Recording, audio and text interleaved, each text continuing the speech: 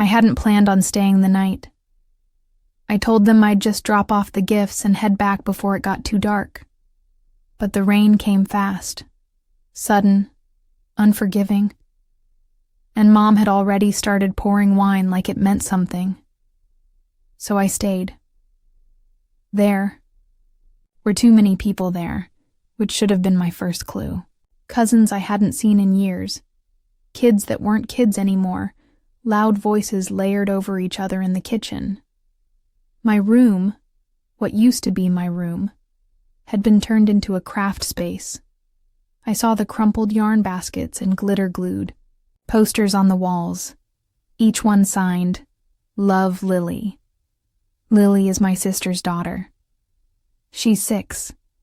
She has a canopy bed now, a pastel rug, my bookshelf, but none of my books. We didn't think you'd need much, Mom said with a smile too, quick to fade. You always travel so light. I looked down at the frayed quilt she handed me, the kind we used to keep in the car for emergencies. A pillow, barely puffed. Then she gestured toward the living room. You can sleep here.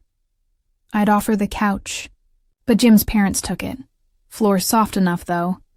The floor, in the house I helped save. It was 6 years ago when Dad called me crying.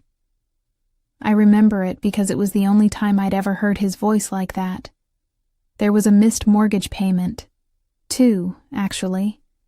Something about refinancing gone. Wrong, an unexpected layoff. They didn't want to tell anyone.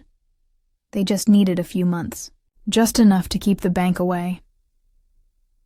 At the time, I was barely making rent in my studio apartment, but I had saved up a small emergency fund.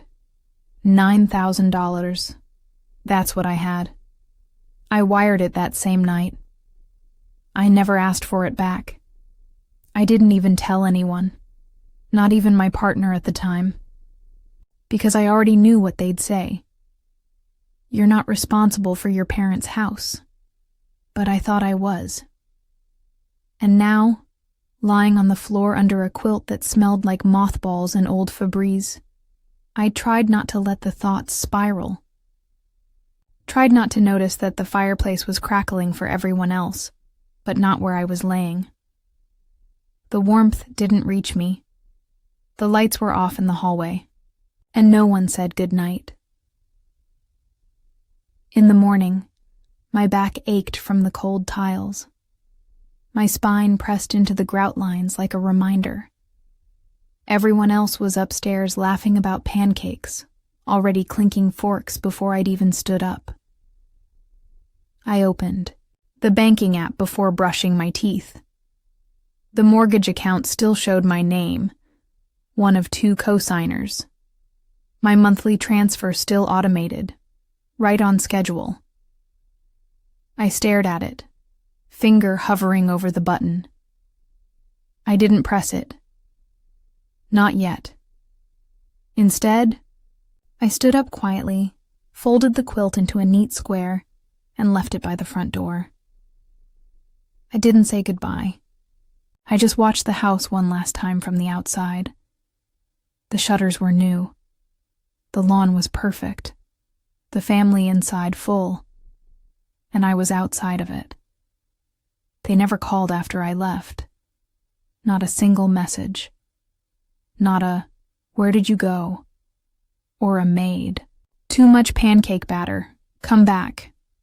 It took me 3 hours to drive home, through that long gray strip of interstate where the fog rolls like steam rising off an open wound.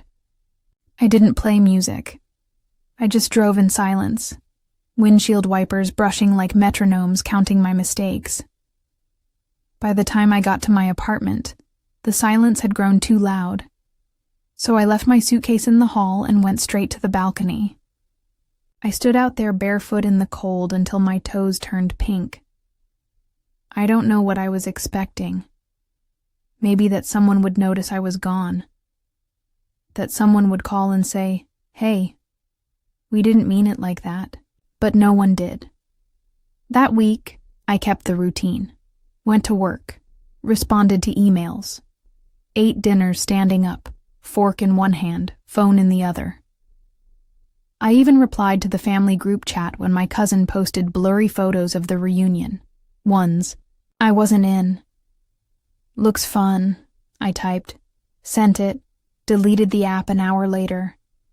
It's strange, the way memory starts to rot when no one else shares it with you. I kept thinking of how I used to sweep that living room floor every Sunday.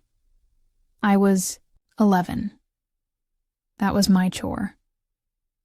Dad would joke that I was the cleanup crew, even though he knew I did it because I didn't like the crumbs.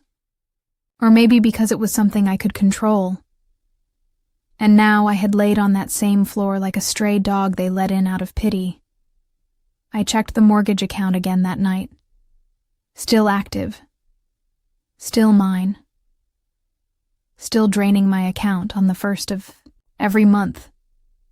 I had asked once, very gently, why they never removed me as co-signer.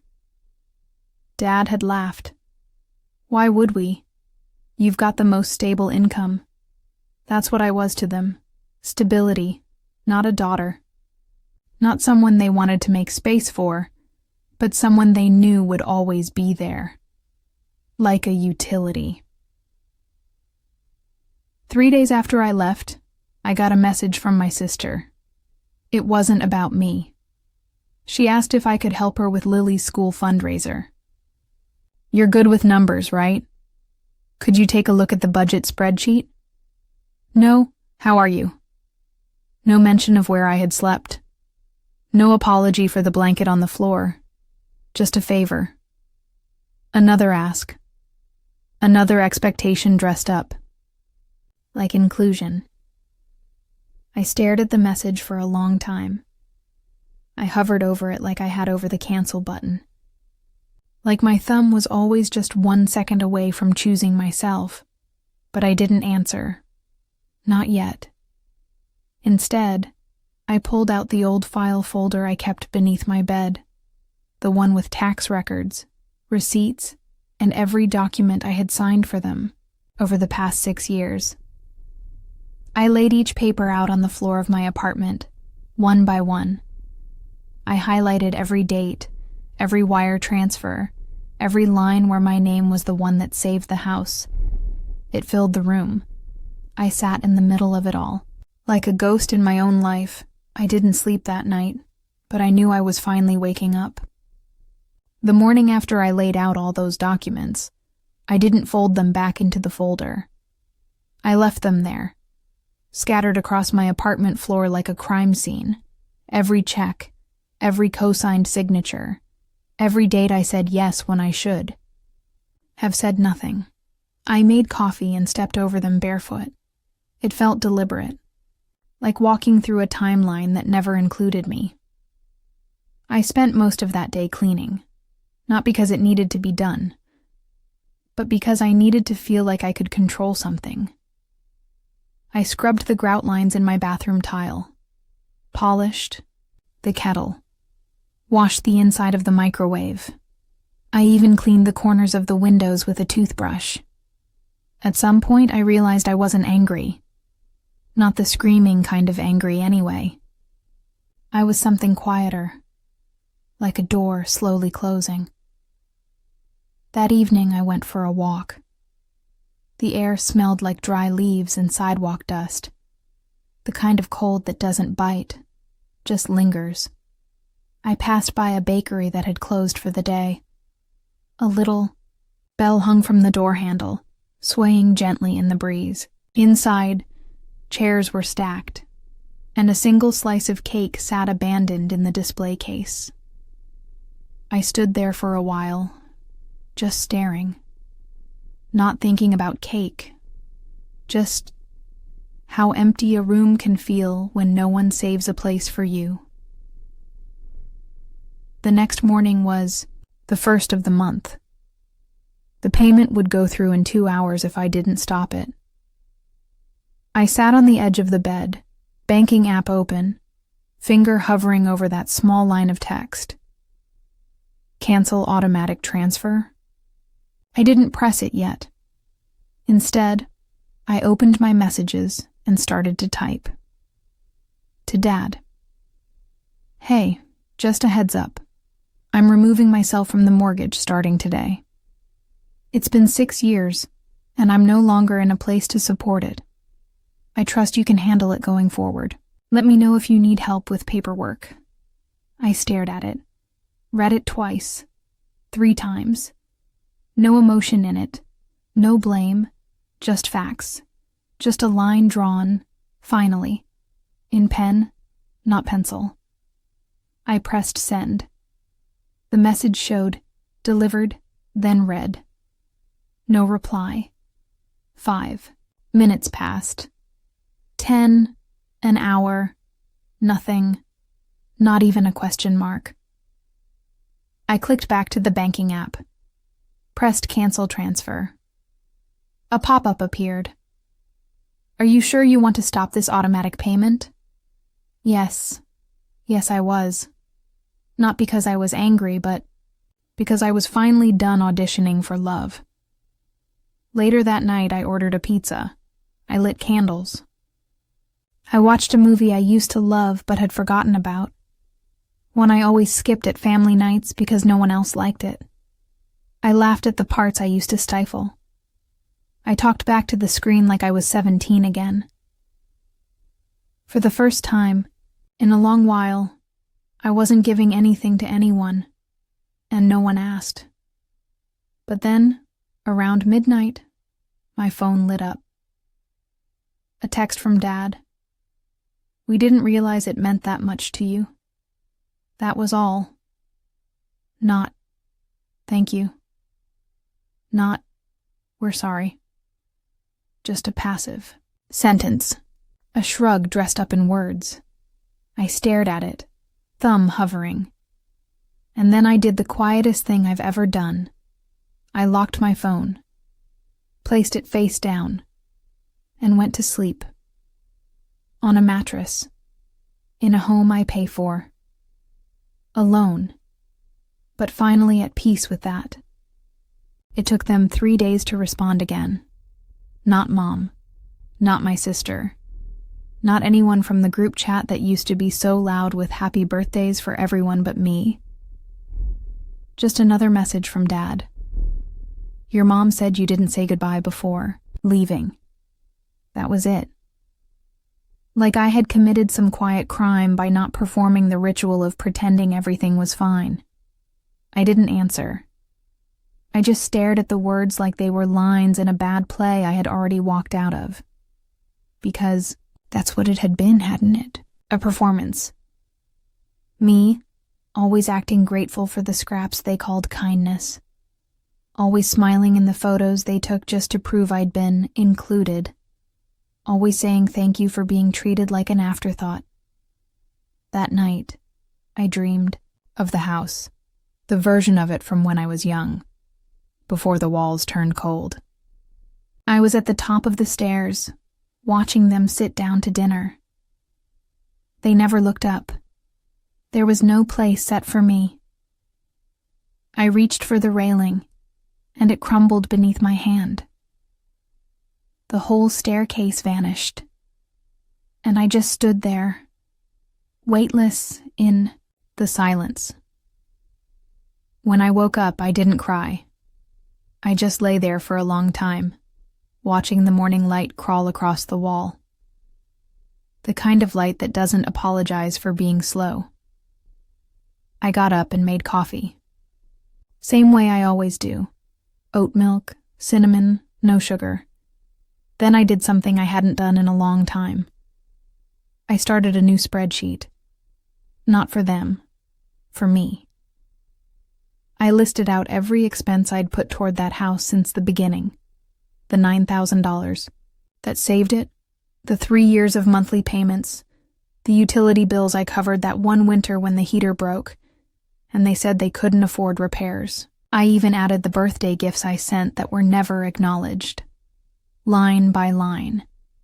It came out to $42,357. I didn't round it.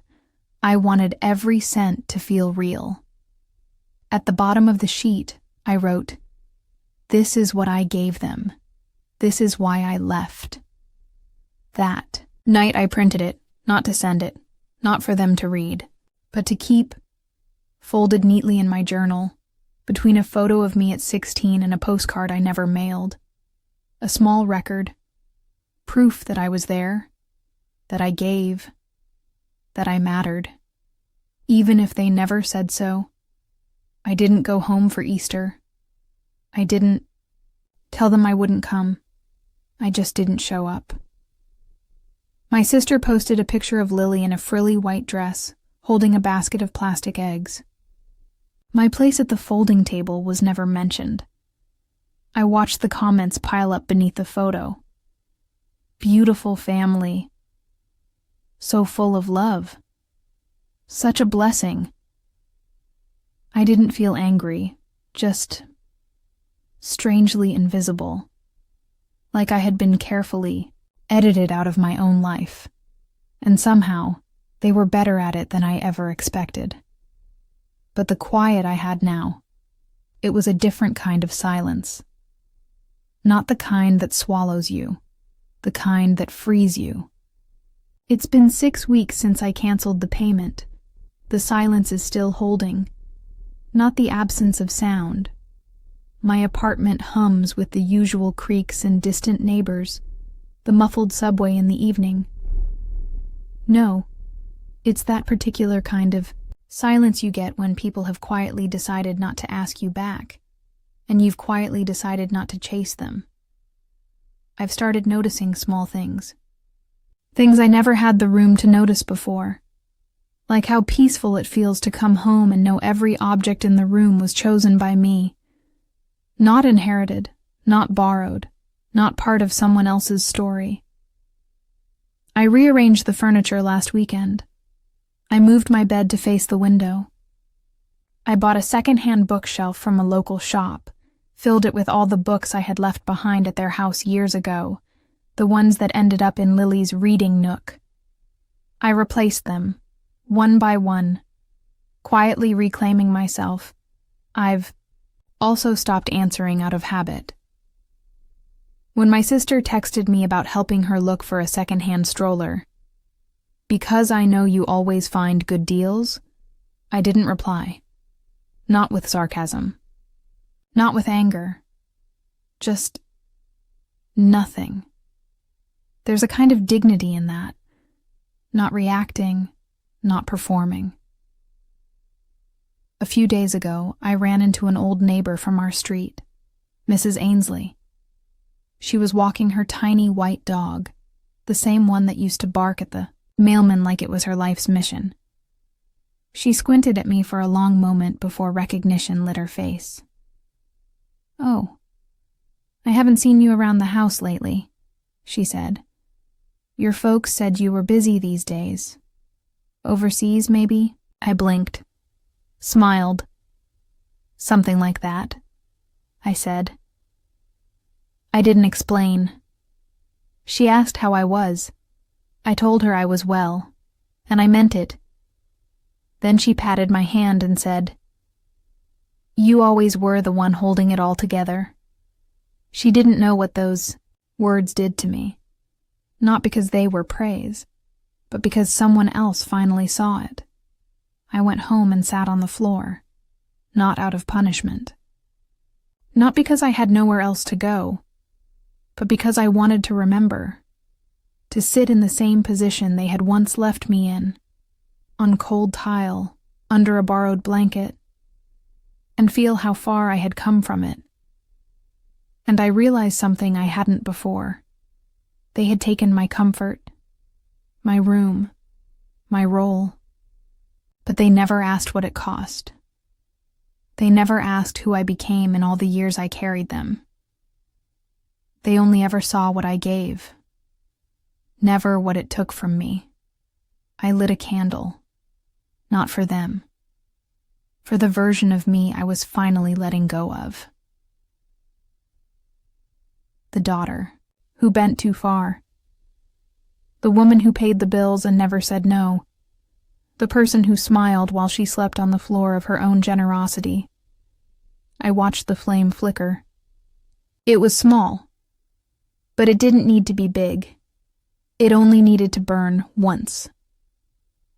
The invoice sat in my drafts for 2 weeks before I did anything with it. Not an actual bill. I wasn't expecting repayment. It was more like a letter, a final act of accounting. Not for money, but for memory. I had titled it, Things I Gave Without Being Asked. It listed the obvious: first $9,000 wire transfer, July 16, 3 years of mortgage auto payments, HVAC repairs, December groceries during Dad's recovery, Lily's first iPad, just for school, Christmas decorations I wasn't invited to see. Then, it got more specific. Every time I stepped out of the photo, so someone else could shine. Every time I said it's fine and meant it hurts. Every version of me I softened to be easier to love. I didn't send it. Of course I didn't. I printed it, folded it, slid it into the back pocket of a notebook I carry to cafes. A notebook no one reads but me. It wasn't for them. It was to see it for myself. What I had given up just to stay close. On the 3rd Saturday of the month, I got a call from Mom. I almost didn't answer. But something in me was curious. The kind of curiosity that comes after the wound stops bleeding. I held the phone to my ear but didn't say anything first. Her voice was casual. Hey, I was just wondering if you could come next weekend. Lily misses you. Lily. Always Lily. I waited. She didn't mention the house, or the mortgage, or even that I'd left early the last time, or that I hadn't shown up since. Just the child. As if I only existed in relation to her. As if my absence wasn't loud. I said gently, I think I need more time. She didn't respond right away. Then came a tight, clipped laugh, the kind she uses when she feels cornered but won't admit it. Well, don't wait too long. You'll regret missing these years. That was the line, the hook. Regret, always held like a leash, but I didn't bite. I just thanked her for calling and hung up. Then I turned my phone off, not to punish, just to pause.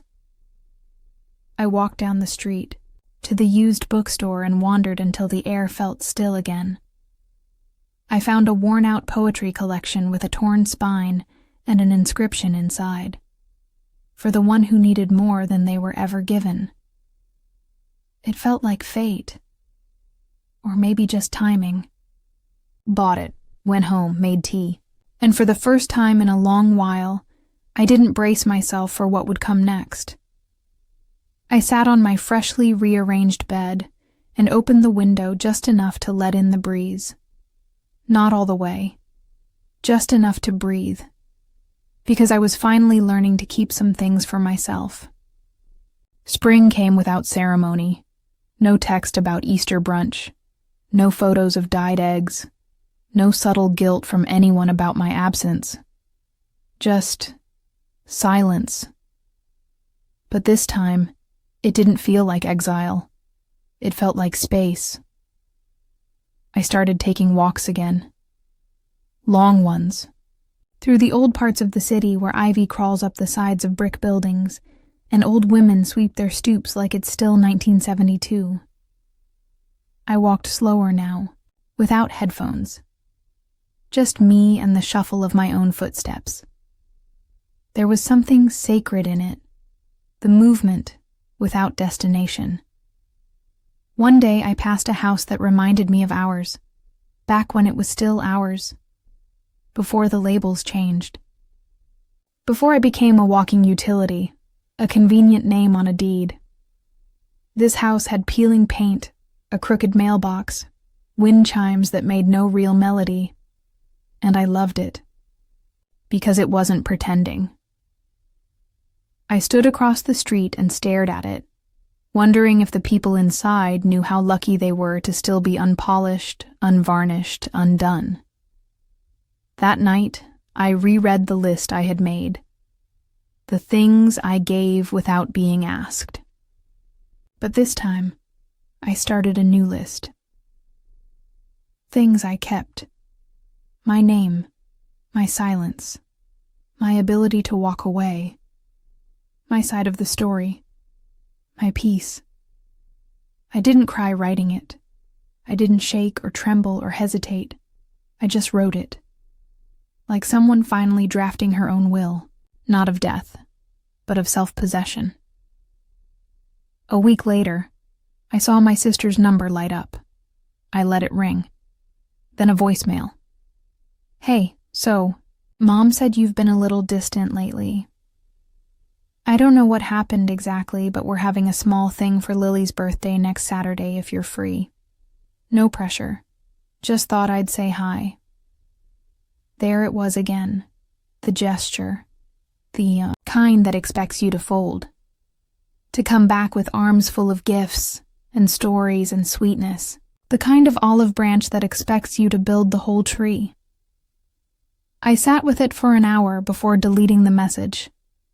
Not out of anger, but because I was finally done being invited as an obligation, not as a person. The next morning, I booked a solo trip. 3 days by the coast. I didn't ask anyone if they needed me first. Didn't check their calendars. Didn't leave a note. Just packed a bag and went. The sea was cold. The kind that burns when it touches your ankles. I stood there for a long time. Feet in the foam. Hair whipping around my face like it had its own mind. And for a second, I thought of that living room floor. The smell of dust and leftover wine. My back aching on the tiles. The sound of laughter in another room that never needed me to be in it. I thought of the girl who said nothing. Who folded the blanket and walked out without slamming the door. I wanted to hold her. Not out of pity. Out of pride. Because she knew then what I'm only just learning now. Silence can be a boundary. And peace can sound like nothing at all. Last time I drove past the house, it was summer. The grass was trimmed too short, the kind of dry yellow that comes from too much effort and not enough care. The shutters had been repainted, a soft beige. Forgettable. The kind of color you pick when no one can agree on anything. I didn't stop, didn't park, just drove by with the windows up. There was a child's bike in the driveway. A pink one. Glittered handlebars. Probably Lily's. I didn't feel anything. Or maybe I just didn't feel expected to feel anything. And that, in itself, was a kind of freedom. It's been almost a year now since I canceled the mortgage payment. Since I sent that first quiet message. Since I stopped answering out of habit. They still exist, of course. Family doesn't vanish just because you choose silence. They still text sometimes, mostly out of rhythm, like they're not sure what I'll respond to anymore. I haven't blocked anyone. I haven't written angry letters. I just stopped showing up for a version of love that never made space for me. I moved last month. New apartment. Sunnier windows. No memories pressed into the floorboards. I told no one but 2 friends. Packed alone. Hired movers. Left the keys on the kitchen counter like a quiet punctuation mark at the end of a long sentence. In the new place I bought a couch. A good one. Soft gray. Wide enough to stretch out. Deep enough to fall asleep on without waking up sore. I remember sitting on it the first night. Lights off. Breeze slipping through the screen. And thinking, this is the floor I chose. This is the comfort I gave to myself. Sometimes I still get the instinct to prove myself, to send the spreadsheet, to say, look what I did for you. But I don't. Because I know they wouldn't read it the way I meant it. They'd say it wasn't about the money, that I was being dramatic, that family means compromise. But what they really meant was that I should stay small, quiet, and grateful for scraps. I went to therapy. Not every week, just when the old versions of me started whispering again. We talked about boundaries, about grief that doesn't come from death, but from erasure, about how it's okay to walk away, not in anger, but in reverence for your own name. On my birthday this year, I made myself a cake. From scratch. Lemon with cream cheese frosting. Just the way I like it. No one else called. And it didn't break me. I lit a candle. One single wick. And I didn't make a wish. Because I had already given myself what I needed. A life that doesn't require apology. A room of my own. A bed that is mine. A silence that holds me instead of hurting me. I blew out the candle, not to end anything, just to begin again.